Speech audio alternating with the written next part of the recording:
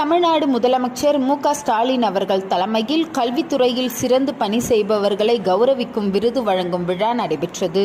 இதில் திண்டிவனம் பழங்குடி இருளர் பாதுகாப்பு சங்கத்தின் ஒருங்கிணைப்பாளர் பேராசிரியர் பிரபா கல்விமணி அவர்கள் கல்வி சேவைக்காக தமிழ்நாடு அரசின் விருதினை பெற்றார்.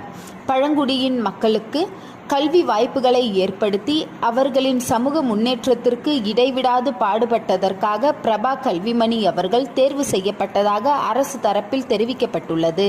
இதனை முன்னிட்டு முஸ்லிம் மக்கள் கழகத்தின் நிறுவன தலைவர் முனைவர் ஜைனுதீன் அவர்கள் வாழ்த்து தெரிவித்து அறிக்கை வெளியிட்டுள்ளார்.